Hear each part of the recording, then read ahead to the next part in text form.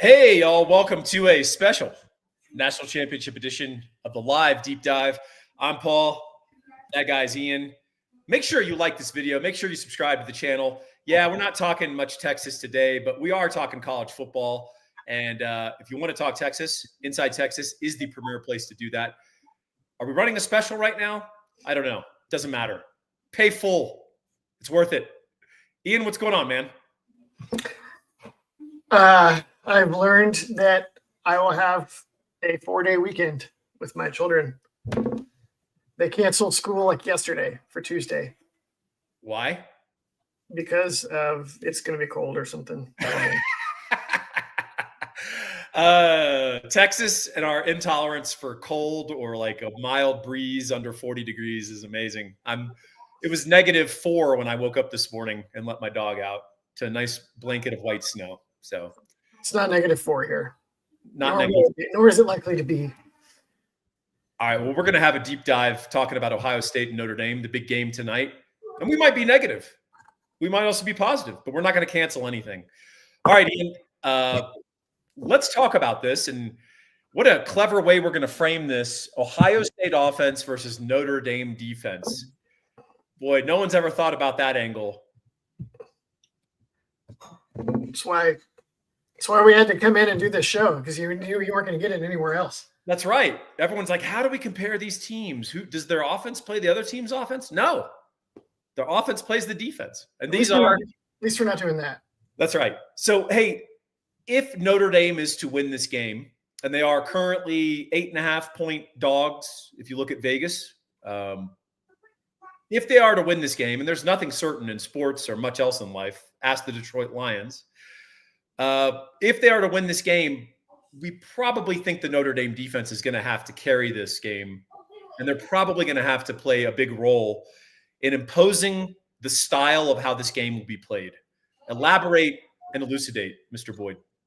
Yeah, they need to play it as well as Texas did, but without the 75-yard screen for a touchdown. Yeah. Pick that out. It's something that's been driving me nuts is that everybody was like, Ohio State has solved the Michigan problem, and that's why they're blowing everyone away. And I was like, well, I don't know about that. I don't know if they have solved it. Who has said that?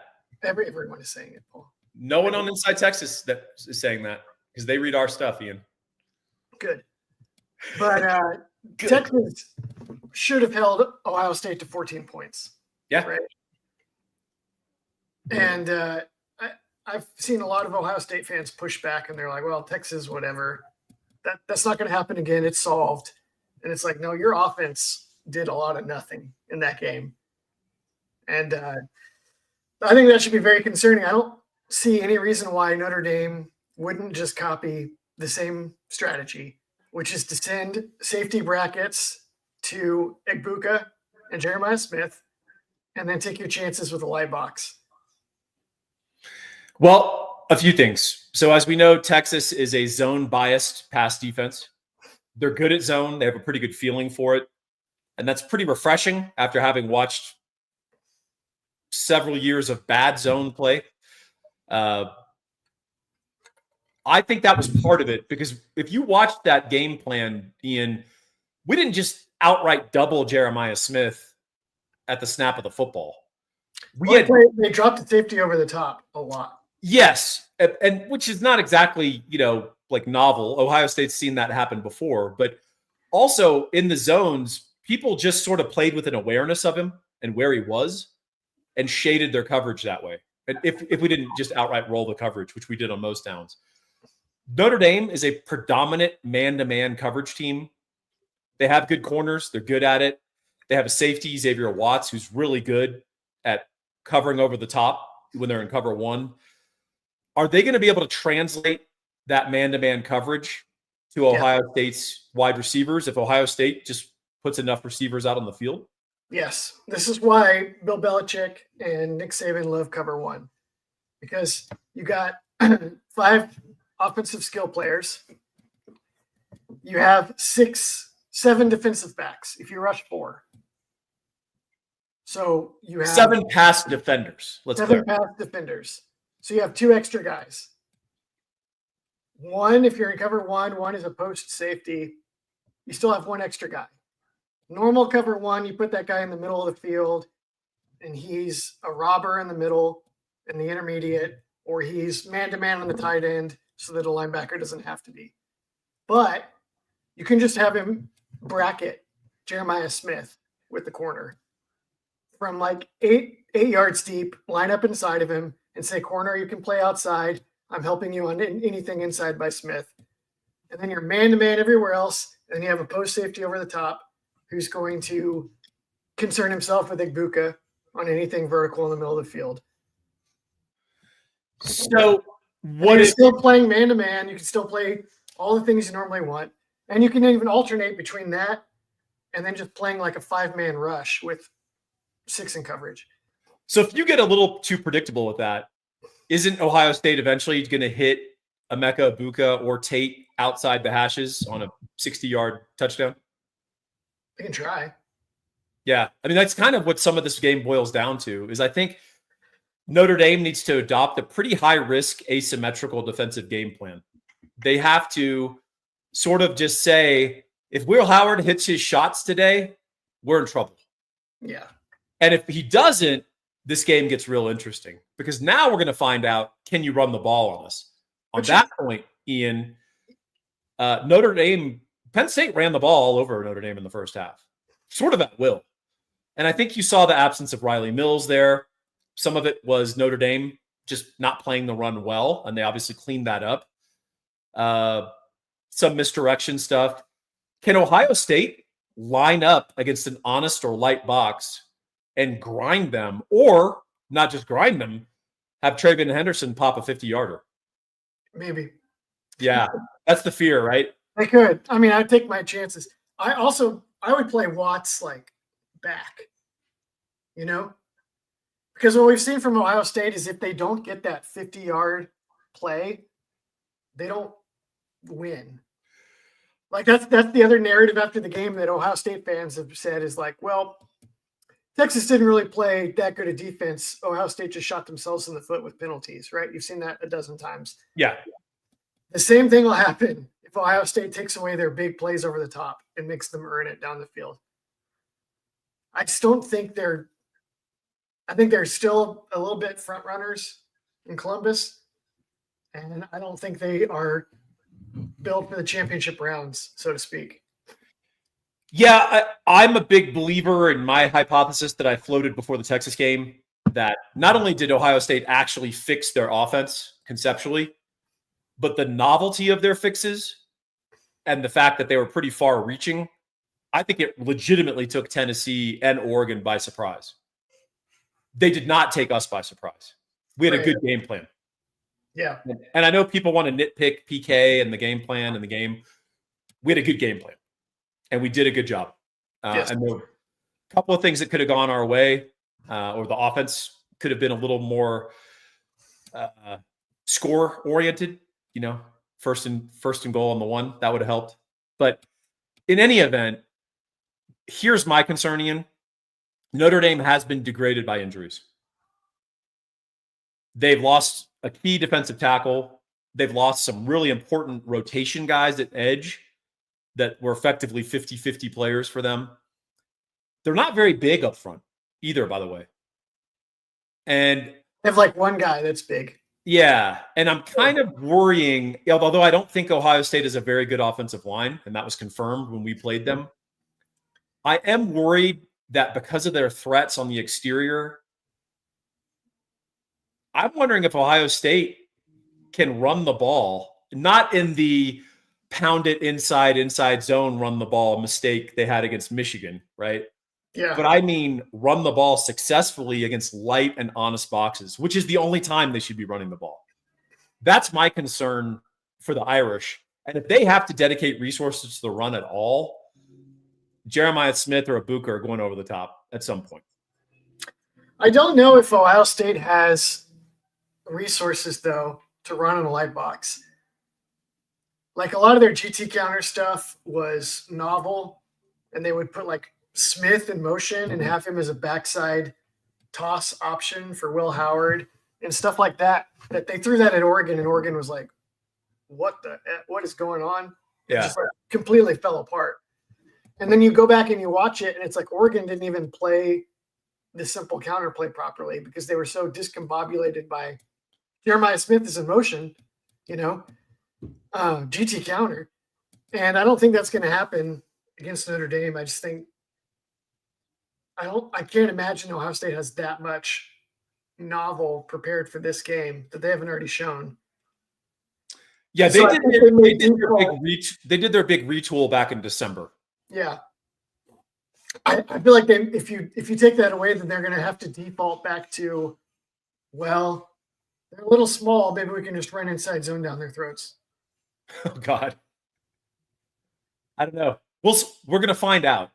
It's a very interesting matchup. And I'll say this, the reason we're expending some time and energy on this one is because it is the most realistic matchup where I think Notre Dame can create the style of game where they can pull off an upset.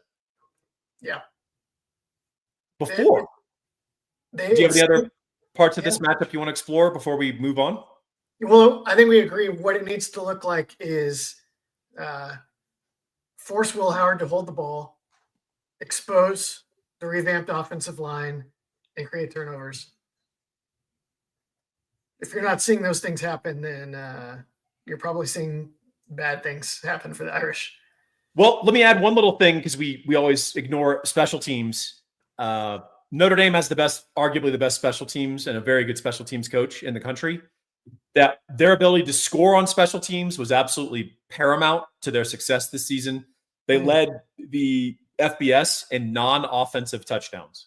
So that's either scoring on defense or special teams.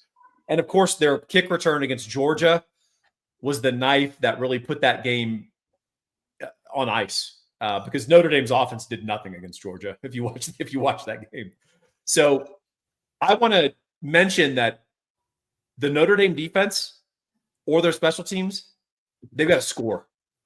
They've got to score a touchdown in this game, or get the ball inside the 5 and have Riley Leonard run it in. I think they're going to have to do that to win. And that's something to watch for. Here's another thing to watch for. If you're in the market for a house, you need the right team on your side.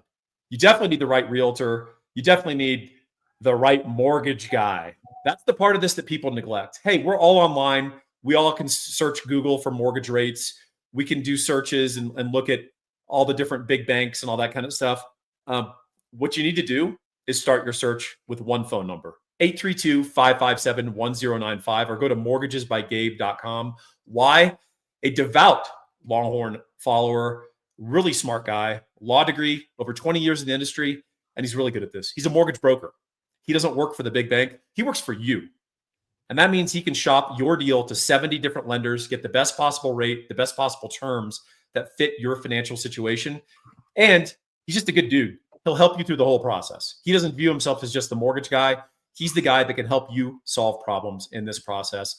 Most important financial transaction you'll ever make in your life for most of us, buying a house, get the right team in your corner. 832-557-1095. All right. Speaking of getting the right team in your corner, the Ohio State defense has played at a really high level since the debacle in Eugene.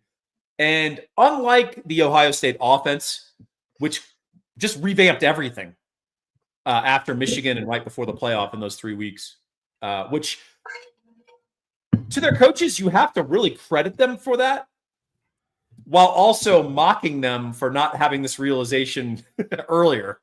But you still have to tip your hat that they did something sweeping and grand when they realized what wasn't working needed to be changed. However, the Ohio State defense, they've actually gradually evolved. And I think they're now kind of pot committed to the defensive style that we broke down. If you guys aren't Inside Texas readers, you probably don't know what we're talking about. But Ohio State's defense is basically playing with their front. Their 2 defensive ends are often lined up straight up on the tackle. Behind them are their 2 linebackers. And in the middle of the field, about 10 yards off the ball, is Caleb Downs.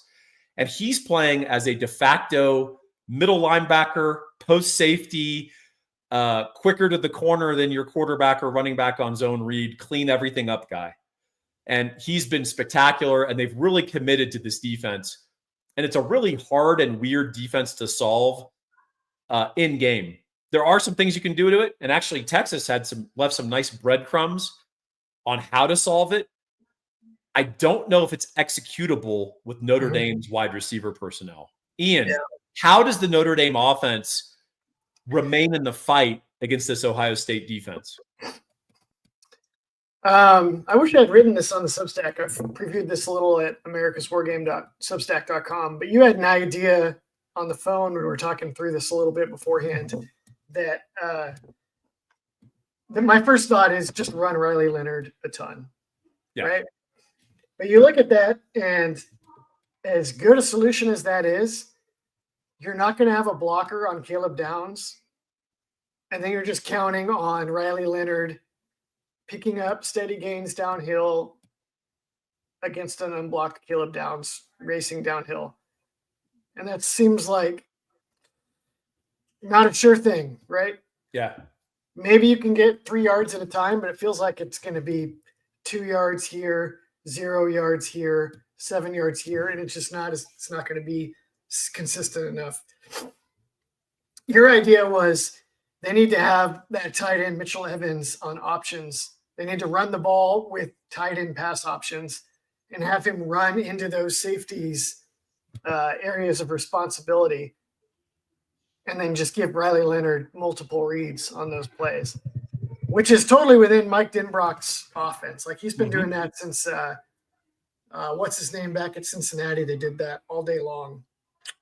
You remember that guy's name? Desmond Ritter. Yeah. They would give him plays like that all the time. It's in the playbook, I'm sure. They really need – I think the scariest thing for Notre Dame in this game is if Riley Leonard cannot get anything going because Ohio State is just too fast and big in the middle of the field.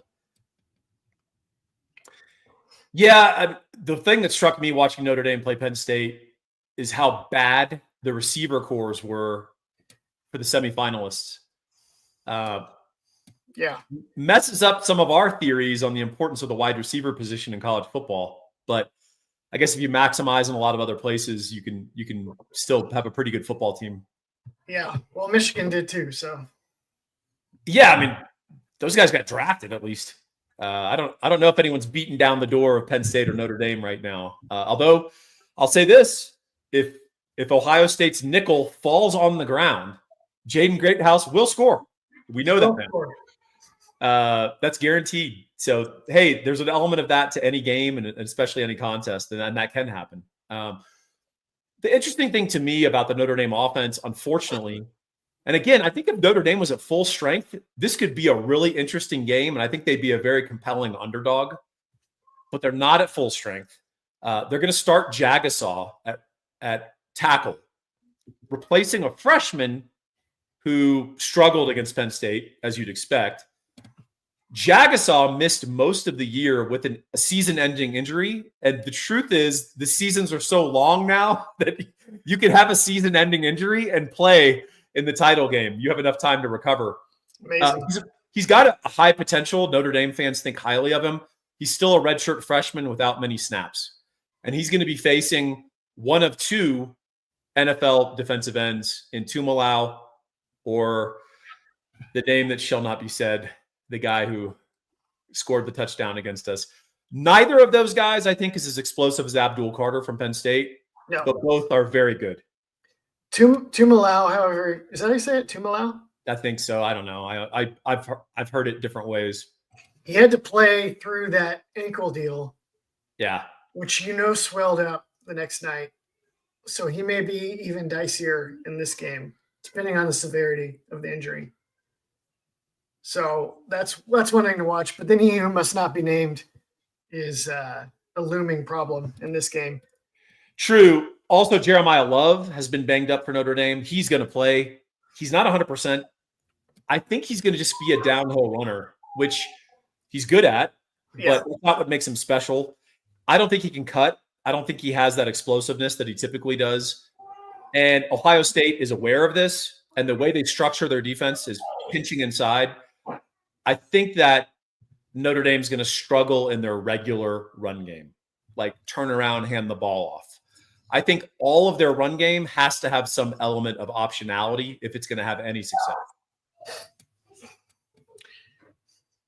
I do wonder if they just tighten up their splits and just kind of match downhill and prevent penetration if they could find some purchase that way.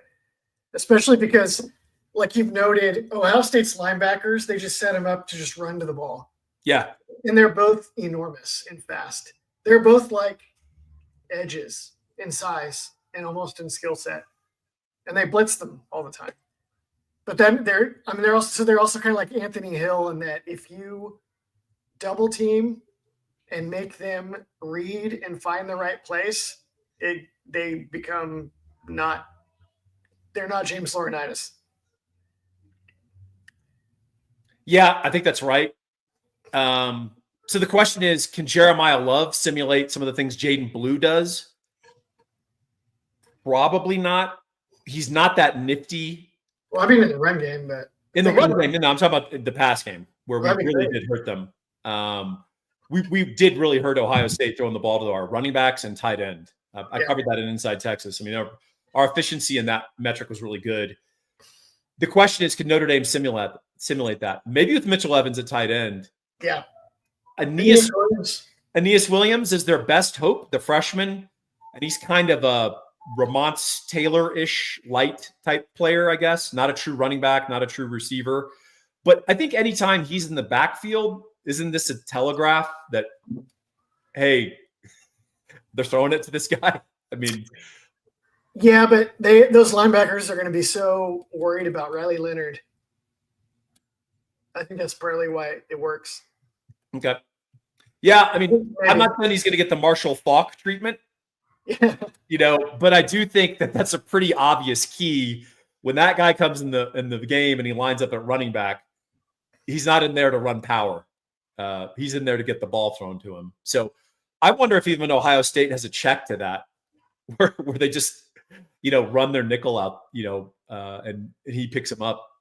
I don't know. We'll have to see. It'll be very interesting. One thing I will say is the incredible burden that Ohio State places on their two safeties, Ransom and Downs. They do that because they're really good safeties, but it's also the structure of the defense. They ask those guys to do a lot. Yeah. Ransom, not to replay the game as painful as it was, Ransom was cracking against Texas. And he's a good player, but Texas kept getting him into bad spots. He had a season high in missed tackles against us. He had a season low in coverage grade against us. And we were really kind of exploiting that burden that they were placing on him. And then Matthew Golden went out, and that kind of went away. I don't know that Notre Dame has skill players that can put that kind of burden on him. I just, if you haven't watched Notre Dame this year, the receivers are adequate, I guess is the best descriptive.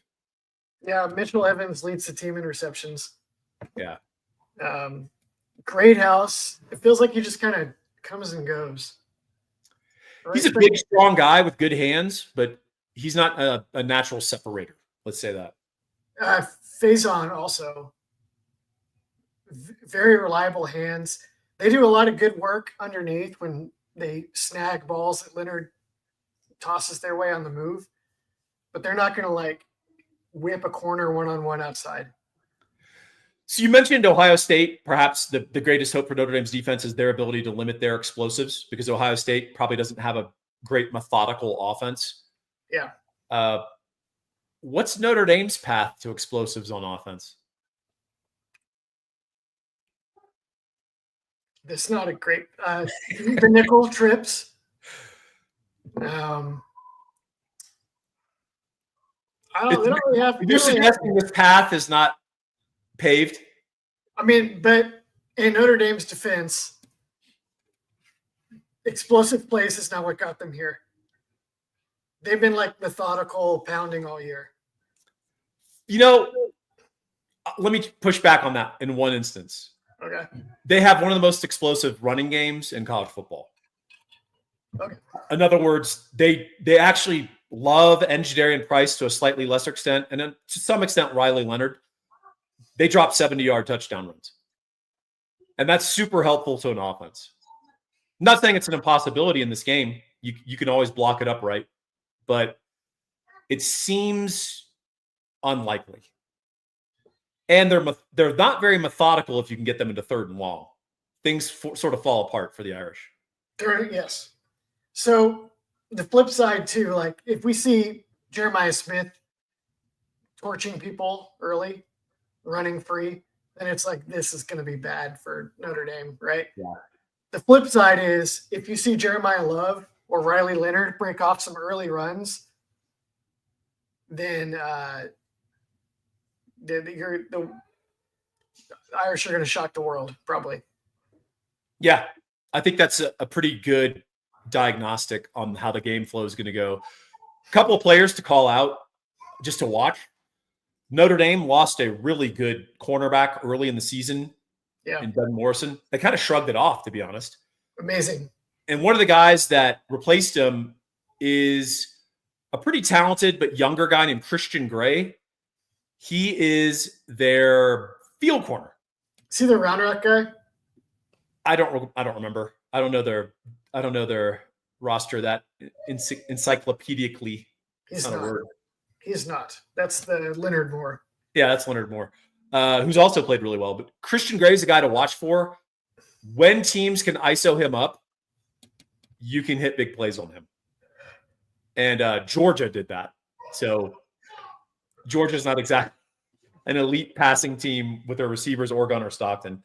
Another name that I'll throw out is one Texas fans should be familiar with from our own experience, Carnell Tate. Quality wide receiver. I think he'll play in the NFL one day. He's younger. He's not going to get the headlines of Ibuka or Jeremiah Smith. If Ohio State has to run their game plan through Tate, that may not be good for them ultimately. Right. But he's the guy who can provide some really timely catches for them to keep the offense out on the field. And ultimately, Notre Dame, someone's going to be one-on-one, like pure one-on-one. And I think Tate is going to get that attention more often than not. So that's a game. That's a name to watch. And that matchup, particularly when he's on Christian Gray, might be worth studying. What do you got, Ian? Any particular one-on-one guys or a dude to watch or just a snippet for the game to look at? I mentioned some of the big ones already. Downs versus Leonard. Yeah. In the open field or in the hole, actually. Mitchell Evans on the linebackers. Michigan for 2 years would isolate Sonny Styles in tough spots and make him make good fits or take on blocks from different angles and cooked Ohio State for big plays.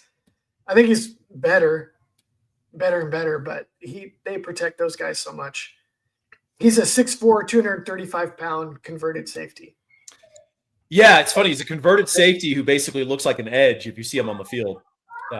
He looks more like Sergio Kindle than a linebacker, but great athlete, great blitzer.